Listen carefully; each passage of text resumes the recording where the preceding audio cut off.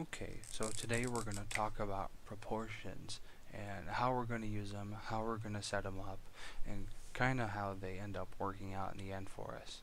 So let's say, for example, that I had the proportion, oh, I don't know, maybe 2/3 times some number. In this case, I'm going to call it n, and I put that over 6. Now, you might be calling, Mr. Hansen, I hate proportions. That makes me feel, not so very good right here. That's okay. I'm here to try to help you out, make you feel a little bit more comfortable with how they work. So just give me 1 second. I'm going to go ahead and erase that,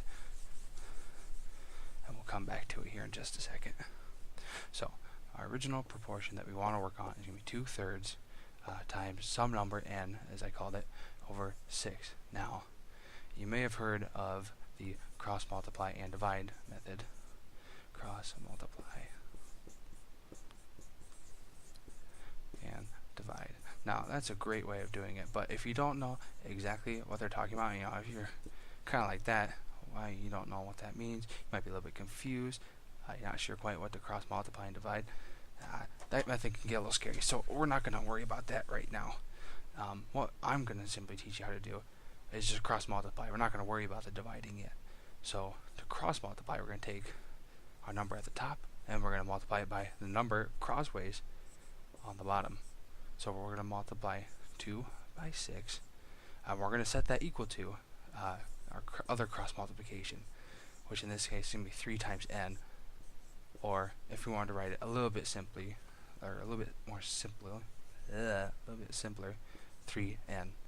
Now, I'm sure you guys can tell me what 2 times 6 is. That's obviously 12.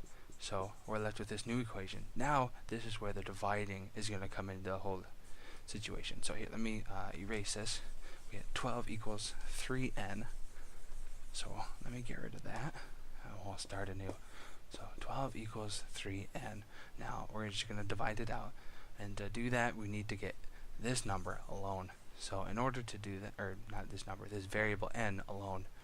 So to do that, we're just going to divide by 3 on both sides. Now, if we divide by 3 on this side, 3 over 3 is going to be 1. So those are actually going to cancel out for us. So we can just cross that out, and we're left with just simply n after that. Now, if we take 12 divided by 3, we're left with 4. So in the end, we have 4 equals n. Now, you might say, oh, Mr. Hansen, that's pretty easy. Yeah, it kind of is, but let's work on another one. Maybe that'll help clear things up just a little bit more. So let's say we have, 6th, 9ths times, I'm going to use n again.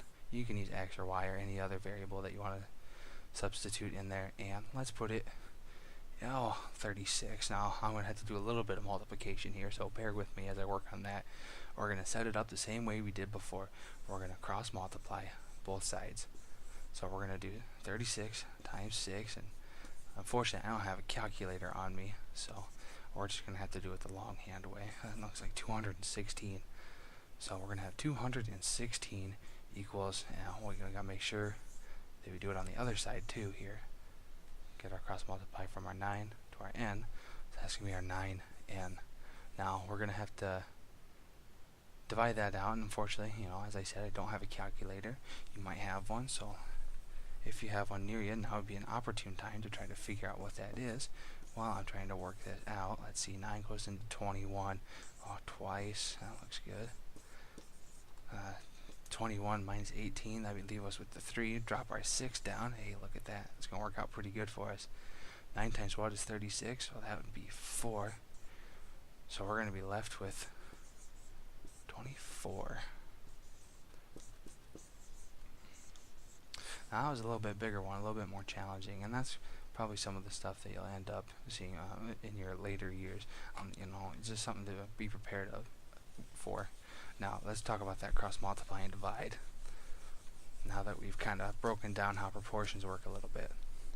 So let's go back to our original equation, the 2/3 times some number over 6. Now, when we say we're going to cross multiply and divide, I'm just going to shorthand mine here, cross multiply and divide. All they're simply doing is they're taking, okay, well, here's our cross multiplication, which, we've done that before. 2 times 6 and we're going to get some answer, in this case 12. Now, where they're getting their division symbol is this right here, this fraction bar. Fraction bars are also another way of saying divide. So we're going to end up having 12 over 3, and that 3 comes from here.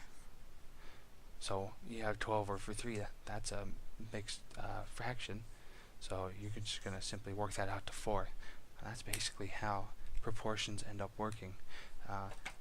Let me know if you have any more questions in the comments. I can certainly help you out in class if you want to stop by my room and say hi, or if you need help, let me know. I'm there for you. That's what I'm here for. And I hope you guys have a great day. Thanks.